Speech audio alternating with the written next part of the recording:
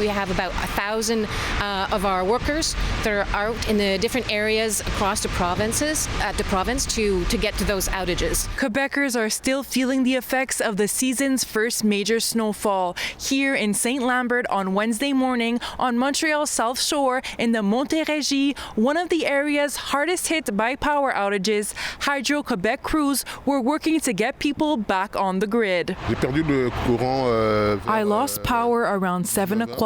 And it affected me because I didn't prepare for my day yet. They'll be visiting roughly 700 locations today across the province, and we're doing our very best to make sure that the power gets back quickly. Hydro-Québec said the storm reached its peak around 7 a.m. Tuesday with just over 395,000 addresses without power. As of Wednesday morning, there were a little under 67,000 still in the dark, and by afternoon, that number was about 31,000 still off the grid. Saguenay, Lac-Saint-Jean, Centre-du-Québec, and the Lanaudière region were also hard hit by outages. We have a lot of trees that still didn't lose their leaves. That gives more adherence to this wet, heavy snow and made the branches that more heavy. So we saw trees falling, branches falling, of course, and when that happens and it comes into contact with our grid, with our power lines, that creates an outage. Here in the plateau, hydro crews were also at work.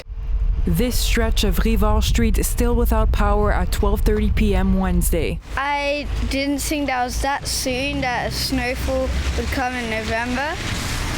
And I was really surprised. We were lucky, but actually some other parents from the school, they didn't have electricity through the night, actually, so they got really, really cold. The big challenge of this snowstorm was the heaviness of the snow. So we had, instead of it falling into rain, as some meteorologists expected, we had this very heavy, wet snow that fell on the trees. And at an early time, this time in November is not usually when we expect this type of storm. Environment and Climate Change Canada said Montreal received about 20 centimeters of snow during the storm, roughly 3 weeks earlier than average for that amount of accumulation. It's a big wake-up call this year, an early one, a big one, but we are still not fully in the winter time because we probably will lose most of that snow in the coming weeks because we expect temperature above normal temperatures by the end of the month. We probably will see most of that snow melt.